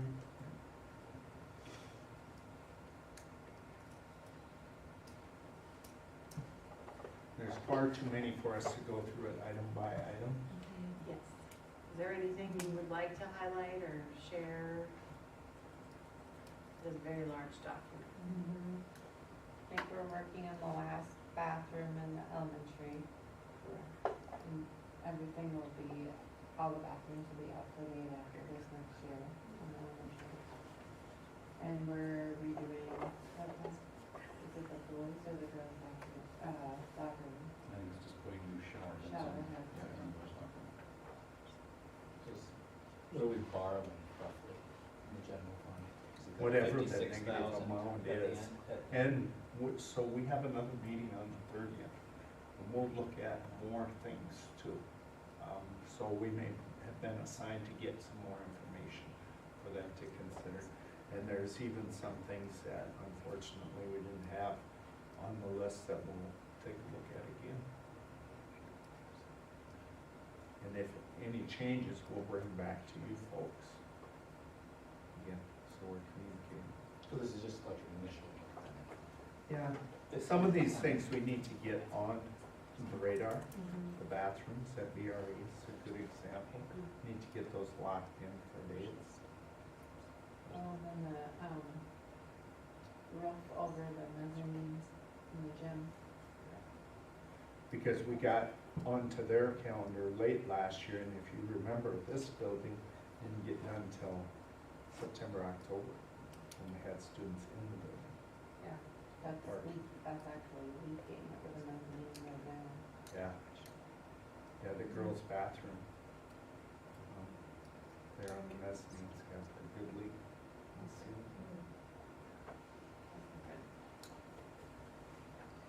So tonight we're approving the capital outlay and LTFM budget for fiscal year 24. In parentheses, you got round one. Because you'll revisit with us.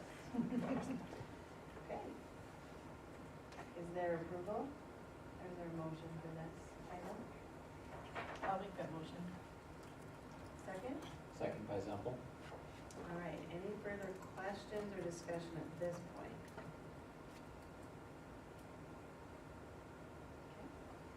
All in favor say aye. Aye. Opposed, no. Motion carries. Thank you for presenting, giving the highlights. And I'm sure your meetings last a long time, because it's a very large document. Okay, so policy update, we have one, it's here for the second reading and adoption is policy 610 for field trips. It's on board book. Is there a motion to approve?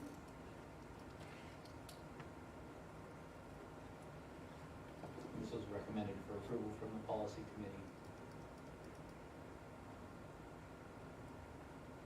Motion by Lamont to approve. Is there a second? Second by Zempel. So let's just do a quick highlight, refresh all of our memories. Was this the one that we didn't have one for, or we were clear? Correct. That's why we need to. We didn't have it, but MSBA recommended we had it, have this policy in place. Okay. Yep. So we have a motion and a second. All in favor say aye. Aye. Opposed, no. Motion carries. All right, that leads us to calendar discussions for both years, 2022-23 and 2023-24. So just to start off with the 22-23, so I put that stump the superintendent, that was a meeting I had with staff there. We talked a little bit about, or I kind of explained where we're at. Right now, we have one day with students that we have to flex for the remainder of the year. Otherwise, we have to start making them up. So in order to make sure that we are done with all students by graduation, if we were to go beyond one day, so if we were to have 2 snow days, we would need to either have school on June 2nd, or the other option is April 6th. All right? Those are really our options. Okay? Each day we miss from here on out, staff members need that day to meet their 184 days. All right? So staff member days and student days are 2 totally different things. And April 6th is a staff day, is that? It's a staff in-service day. We have a lot of things on the calendar or on the agenda there that have to get done at that time. So, right now, I'm not asking for any change to that. I would say you allow me the flexibility of determining what we're gonna do from here on out. Because it's hard to determine because we don't know what's gonna happen with the weather. With that in mind, we have 3 staff member days already to make up. My intent is to wait a little bit longer and then give staff members the option to make up 1 day virtually or on their own independently, probably not virtually. And then 2 days would be added in June to make up all 3 of those days. So I know nobody wants to go into that second week of June. I don't appreciate that either, but we do have a lot of work to get done. Yet you're considering one day that they could do independently or virtually, so we don't really Yep. have 2 Correct. in the building. Yep. The principals and Stacy Hins worked very hard to put together a document because we were afraid last Friday would be a snow day. And so they have something ready that if we do have a snow day, we will have 1 day where we can get staff on and get them to do that day on that snow day. But that won't be the one flex or independent day we're talking about because that's actually a live day where staff members have to be on during that period of time. So the 1 day we have left is an old-fashioned snow day for students. Correct. Because we've used our 5 e-learning. Yep. Yeah. Just so we're not doing e-learning, it's just a snow day, but it affects the teachers, yeah. Questions for Mr. Schneider? I mean, I'm certainly comfortable with deferring to you. You know what they need, you know what the numbers are, you're talking to the principals and all of that. So I'm comfortable with that, but I think he's kind of looking for all of us to kind of give him a support your decision on that. So as of now, we do not need to make up April 6th. Or Correct. add April 6th as a, Or June 2nd. or June 2nd, right. But if we have 1 more snow day. That's for the students. For the student, exactly, No, sorry. if we have 1 more, We're we're fine. done with flexibility. We're done, Right. Right. Yep, we're done. yep, It's Okay. 2 that's gonna get us. It's the over. second one that will require an see, I additional thought we already student. did the 2, so this was gonna be the 3rd, because I was under the So could impression you that, clarify how, because I think when we talked We about talked about adding the 2. minutes, we gained 2. 'cause 2 we were days, at exactly. 0, but you found that we had a little. Yes, so I Sure use that- the most yes. liberal interpretation of the Mars document okay, to recalculate using a flexible learning day document or formula they allow us. okay. That gave us extra time too. In other words, what I'm doing is I'm giving students credit for passing time. Okay, yep, And that's the most liberal interpretation of the Mars. And so when you did that, you discovered we actually have a day left. 1 day left. He's Could very, be Friday. this week? Yeah, Thursday, wasn't it Thursday? it starts Thursday afternoon. Starts Thursday. Early out, Thursday. I know, I told him, I said, oh, it's gonna be a good rest of the week, and he goes, until Thursday. What? And then the snow Need to watch comes. the weather. We're paying attention. I avoided the weather, traumatized as our most Every week or something. Keep your fingers crossed. I'm comfortable with that as well, down with Rich. It's good to know, yes.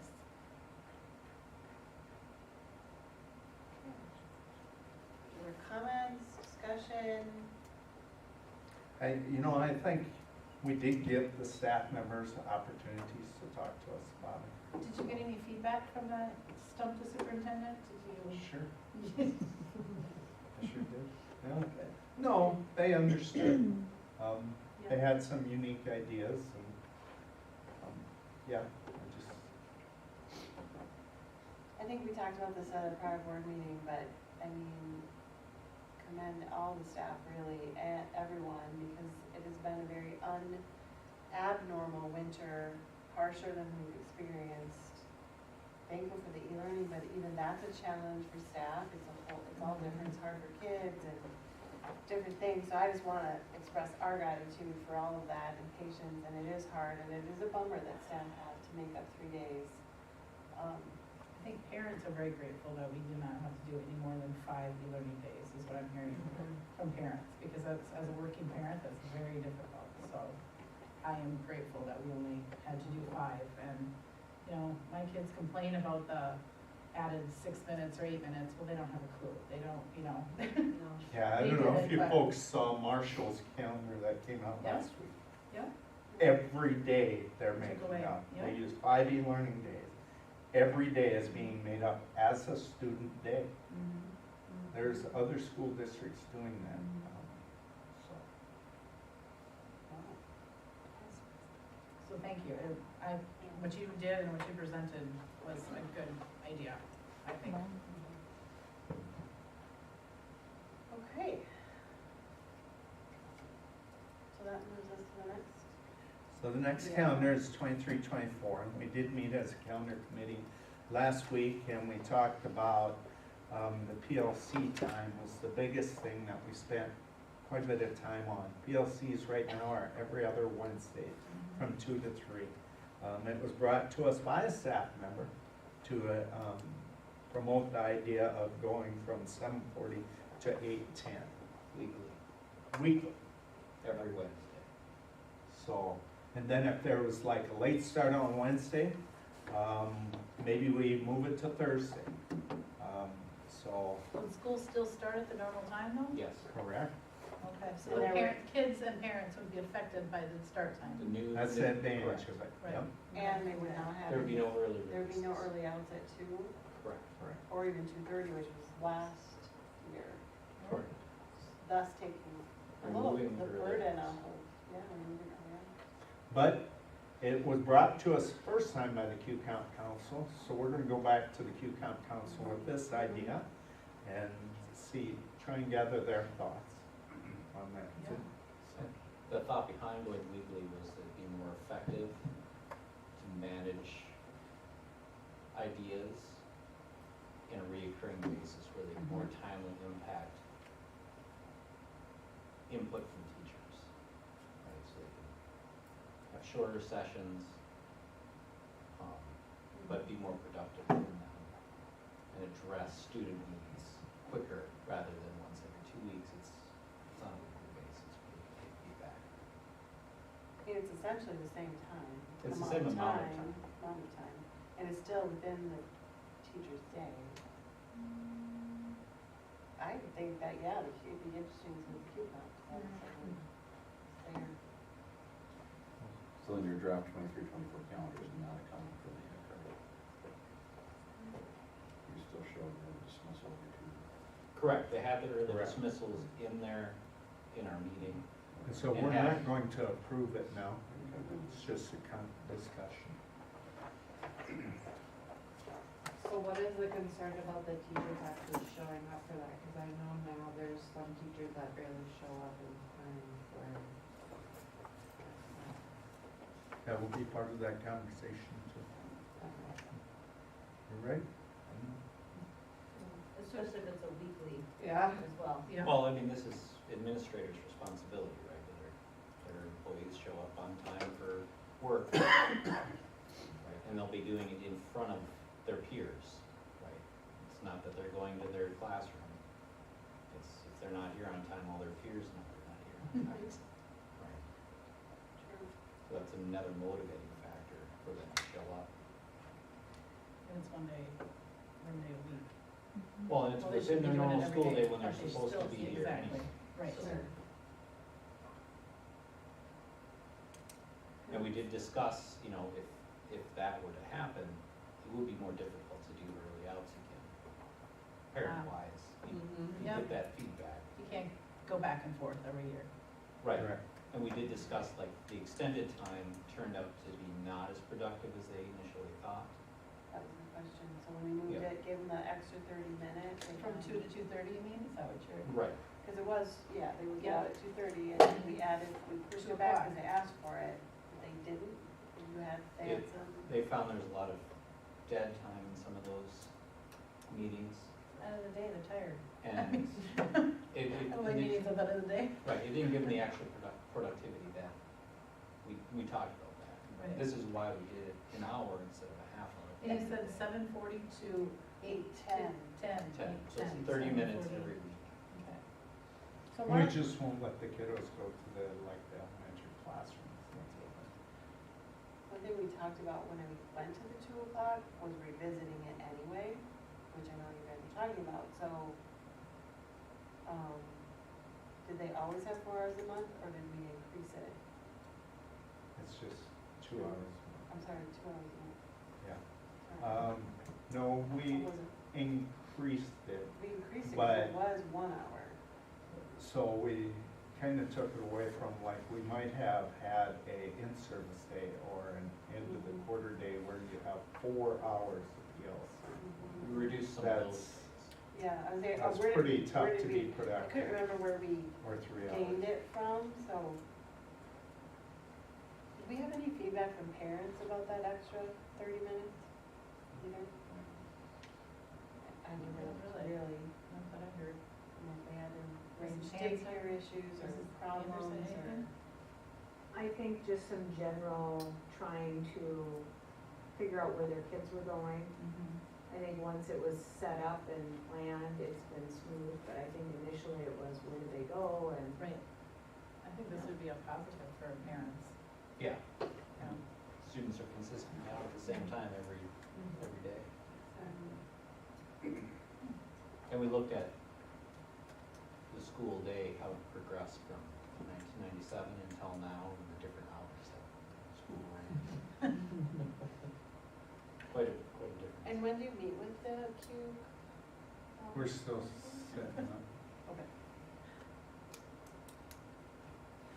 The doodle went out this morning.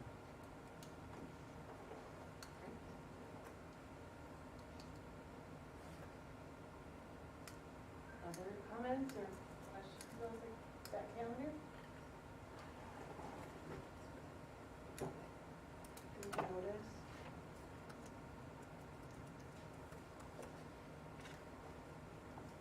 So next month, hopefully we'll have the final draft of that for approval for next year, and then you'll get a draft for the following year. So you at least have an idea of what the following year will look like. Part of the discussion in your minutes was the length of the day, what was talked about there. So, if you look in the minutes, you can see Denise put all the different times we have dismissed. This year, we started the year at 3:04, we're ending it at 3:10. I'm just using the high school because that's the longest day. So we'll talk about that too when we approve it, but, you know, of course, we'll take your thoughts and whatever you decide we'll do, but I'm probably leaning towards the 3:04, returning to the start of what we had this year. That was my first thought, so. Because remember, we're gonna gain just as a result that all of those Wednesdays will be gained in instructional time. Instructional. Yeah, there'll be a lot. No loss of instructional time for PLC.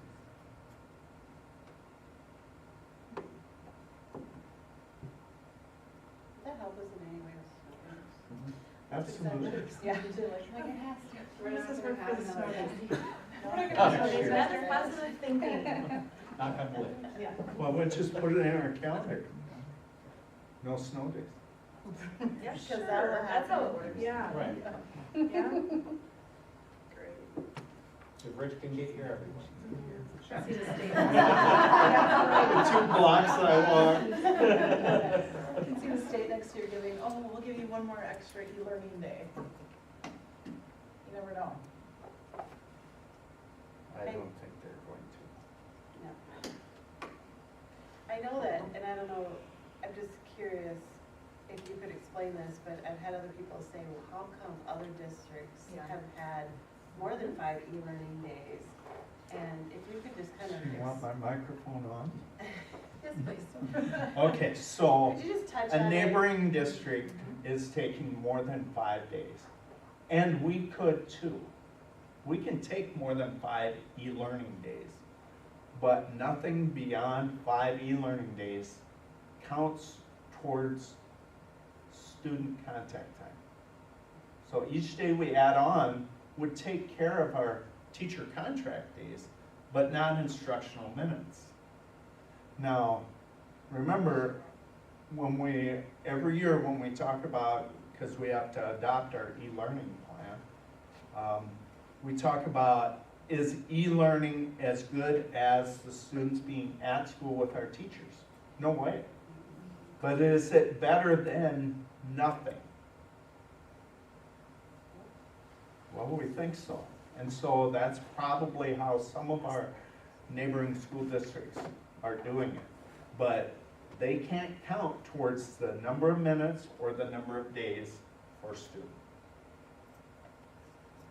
I'm not checking their calendar, so I have no idea what other school districts are doing. So the point is, we don't know and have access necessarily to their calendar. We could probably work Or on we it and could figure it out, but dig we're not into it. going to. But the point is, it's like every district kind of runs their own thing, and so there are trade-offs. And They may have so many minutes in the other days that this is just counting towards teacher days. Okay. Thank you for explaining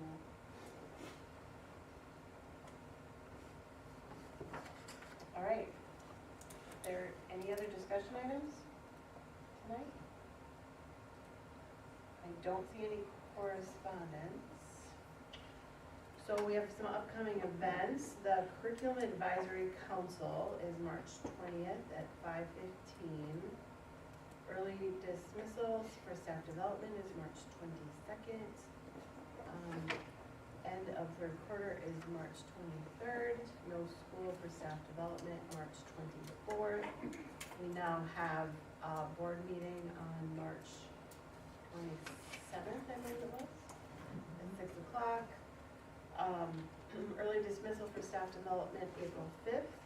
Finance committee meeting is April 5th as well. No school for staff development, April 6th. Easter break, no school, April 7th, which is a Friday, I believe, and April 10th, which is a Monday. Board meeting, the next following board meeting would be April 11th. Because On we can't have a board Tuesday. meeting on that Monday, because, what is the reason, Rich, why we can't have that board meeting on Monday? Because you folks said it as having enough. Right, that's the reason, okay. I don't know, is it a date when we can't have a meeting? No. Okay. Roger that. I don't remember the I don't reason. remember the reason. What was the date? It would have April been, 10th. That Monday, Easter break Easter at break, school, but- Easter Monday, but it's, Yeah, it could have been that simple. We just decided when we wanted to said make it sure to do that it on you Tuesday. got Right, yeah, I think that's what it was. Well, and staff- Because it 4-day was- weekend. We also talked about, my vacation. well, no, I think we also talked about staff being Right, impacted. we don't wanna have Yeah. any. Well, right. Have to come into From our that board Monday meeting. night, Yeah. they didn't have to come when they're Right. off that day. Got it. I knew there was a reason, I didn't know what it was.